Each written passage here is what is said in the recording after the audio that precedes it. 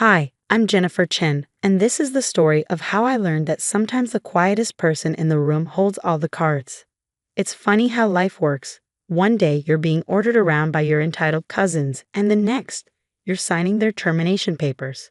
But let me start from the beginning. My Aunt Victoria was always the black sheep of our family, while her siblings chased traditional paths.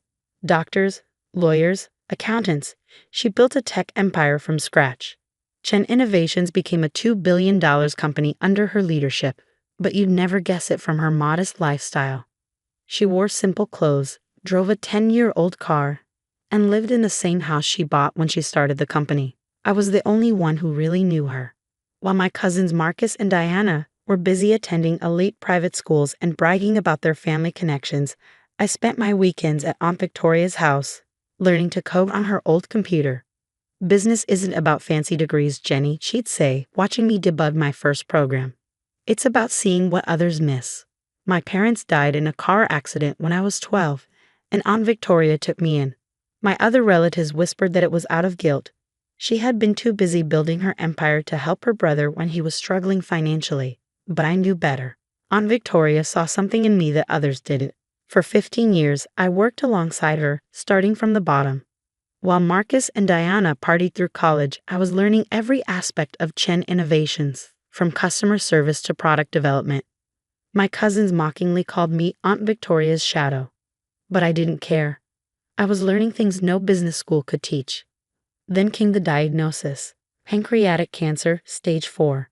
Aunt Victoria faced it like she faced everything else, practically and without drama. "Jenny," she said one evening as we sat in her home office, "I need you to promise me something." "Anything," I replied, fighting back tears. "Don't let them know how smart you are." "Not until the right moment."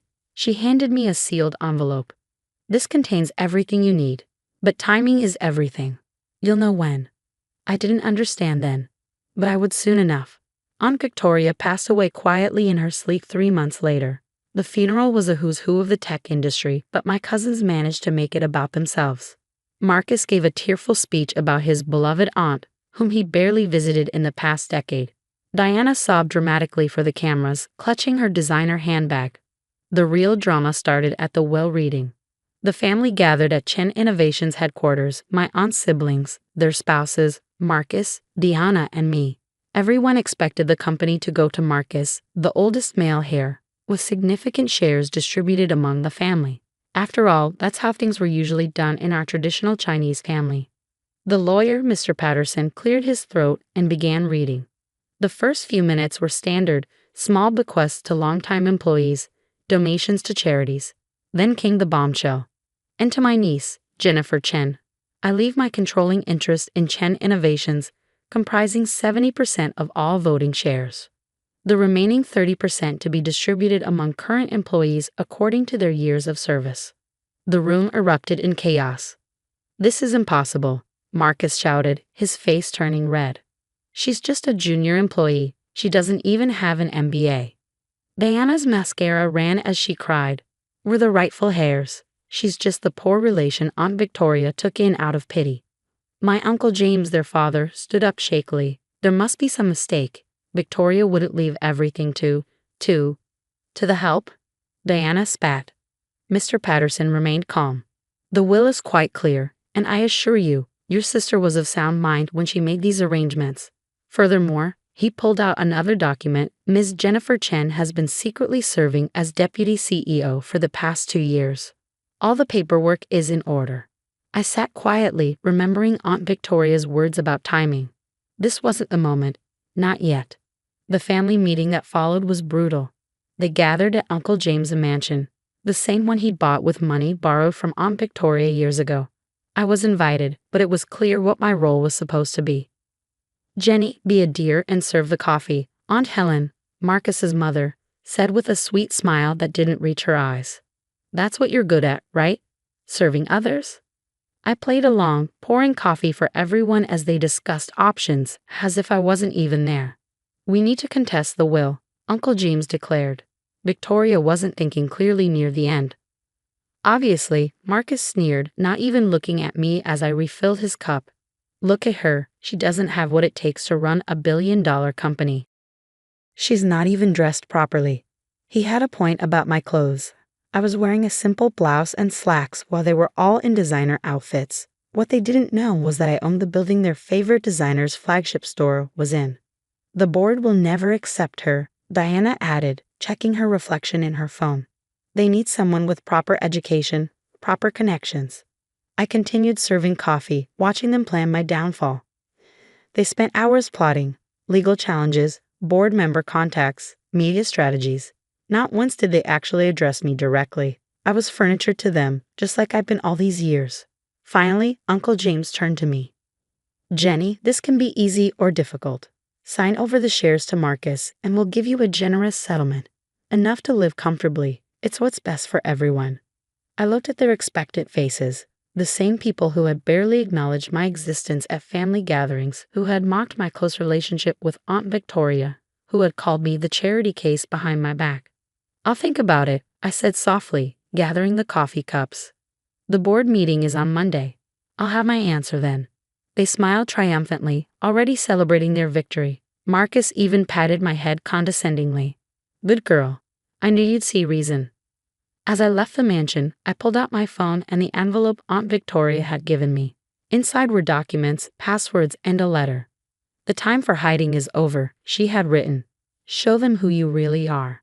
I smiled as I sent a series of pre-prepared emails. Monday's board meeting would certainly be interesting.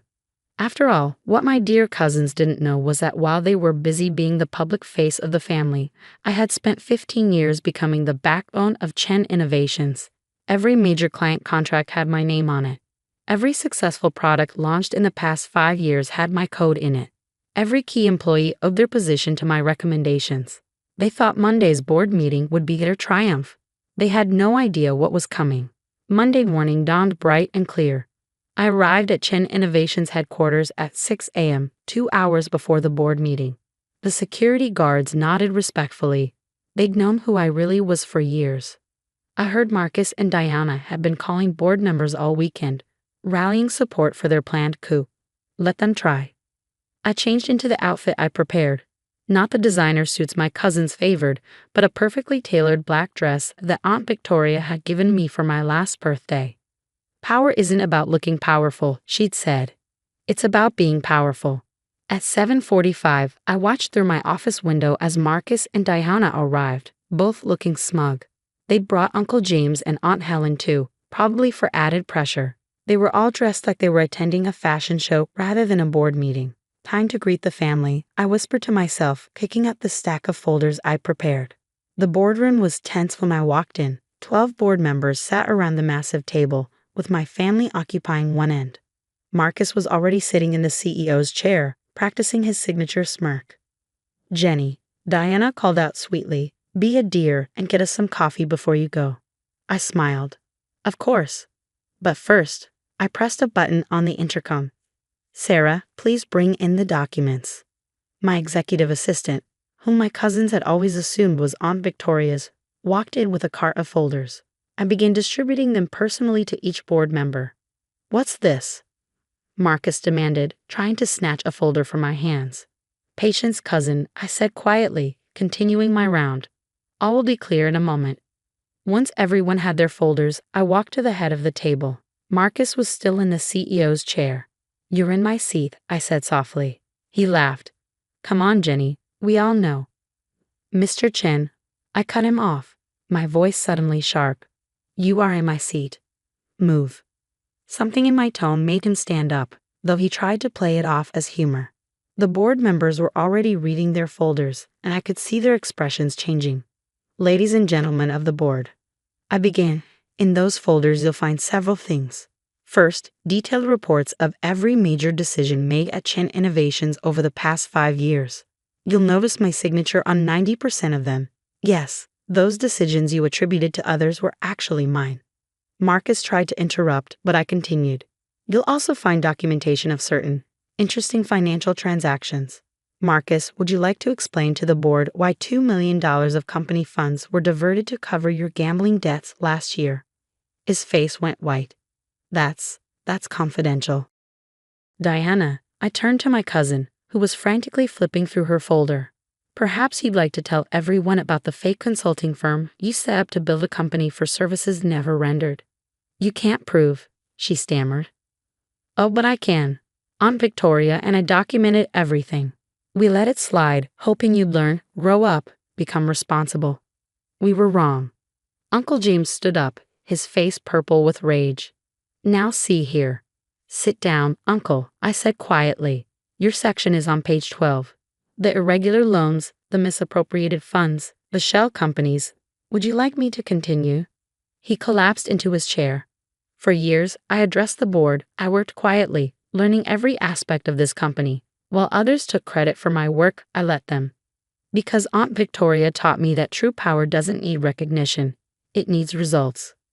I clicked a remote, and the screen behind me lit up with charts. Under my direct management, though others took credit, our R&D department increased productivity by 200%. Our client retention rate rose to 98%. Our profit margins doubled. The board members were nodding now, many of them finally understanding why certain departments had mysteriously improved over the years. Now I continued, we have a choice. You can support my cousin's attempted coup, in which case I'll be forced to release all this information to the media and proper authorities. Or, I pressed another button, and new documents appeared on the screen. Or we can move forward with the expansion plans I've spent the last year developing. 5 new tech centers, partnerships with leading AI research facilities, and a revolutionary product line that will put us years ahead of our competitors. The room was silent. I could see the board members exchanging glances, doing the math in their heads. Finally, Mr. Rodriguez, our longest-serving board member, spoke up. I moved to formally confirm Jennifer Chen as CEO of Chen Innovations, effective immediately. Seconded came multiple voices. This is ridiculous, Marcus exploded. She's nothing. She's nobody. She's just the poor little orphan that. Mr. Chen, I cut him off, my voice ice cold. You're fired. Security is waiting outside to escort you from the building. Diana, you too. Your belongings have already been packed. You can't do this. Diana shrieked. We're family. I looked at her calmly. Family? Was I family when you made me serve coffee? Was I family when you mocked my clothes, my education, my dedication to Aunt Victoria? No, Diana. You made it very clear what you thought of me as family. Security entered the room, more guards that had known my real position for years. Uncle James, Aunt Helen. I turned to them. You have a choice. You can accept my leadership and keep your shares as silent partners, or you can join your children in unemployment. Decide now. They looked at each other, then at their screamy children being escorted out, and nodded meekly. As the chaos subsided, I addressed the board again. Now, shall we discuss those expansion plans? The next few hours were productive. By the end of the day, my position was secure, the expansion plans were approved, and a press release announcing the new leadership was circulating. That evening, I sat in Aunt Victoria's old office, my office now, looking at her picture. You taught me well, I whispered. Power isn't about shouting the loudest or wearing the most expensive clothes. It's about patience, knowledge, and timing. My phone was full of messages from family members suddenly remembering how much they'd always loved me. I ignored them all except one. From my aunt's old housekeeper, Maria, who'd been kind to me even when I was just the poor relation. You did good, Miss Jenny, her message read. Your aunt would be proud. I smiled, looking out over the city lights. The company would thrive under my leadership, not because I was born into privilege, but because I'd earned every step of my success. Marcus and Diana. Last I heard, they were trying to start their own company. Good luck to them. They'll finally have to learn what real work means. As for me, I keep Aunt Victoria's lessons close to heart. Success isn't about being seen as powerful. It's about being powerful. And sometimes, the quietest person in the room is the one you should watch out for. After all, they might just own the room.